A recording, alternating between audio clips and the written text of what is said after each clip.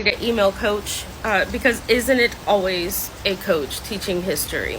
I want to address a few points here, but I want you to follow the original creator and I want you to watch that video because it's very important. I stitched the part that I stitched for a reason. I'll get to that in my last point.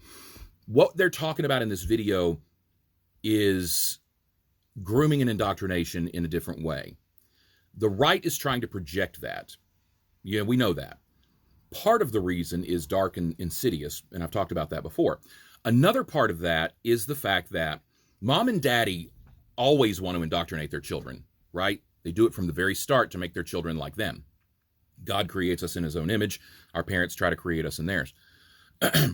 So when you look at that dynamic and the parents see the kids drifting away from their ideals and drifting into something that they don't agree with, they get really panicky and they get really angry.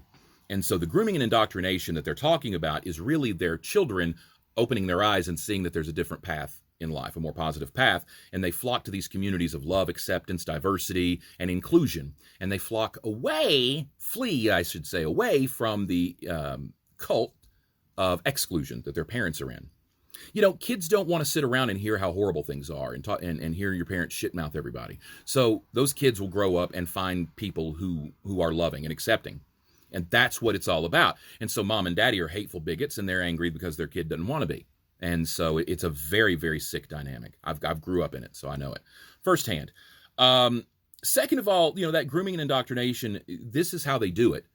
You know, they do it through organizations. They do it through hunting clubs. They do it through church. They do it through all kinds of different things. And there's little cults that I talk about in Overthinking Everything, little cultisms that you subscribe to throughout your life that can lead down to this path. And that's what this is. A teacher who did this should be fired. A teacher who allowed that should be fired with no question.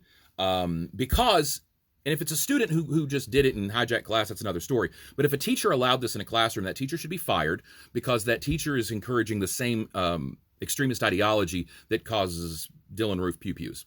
Okay? So he should be fired. They should be fired. Second of all, third of all, whatever, my last point, unpopular opinion, this happened because a coach is allowed to teach. And coaches shouldn't teach and teachers shouldn't coach. We should draw hard lines and let coaches coach and teachers teach because academic experts need to be disseminating that information to students in a way that students can understand. Coaches should be coaching. And if a coach is trying to teach, they're not doing their job. And if a teacher's trying to coach, they're not doing their job because you can only give 100%. So you're dividing your attention, you're dividing your resources. So you can either do a lesson plan that makes sense and works for your student and work on that and execute it, or you can work on a game plan that works for your students on the field. But if you're trying to do both and your kid gets hurt on the field, it's your fault. And you're trying to do both and your kid fails class, it's your fault as a teacher.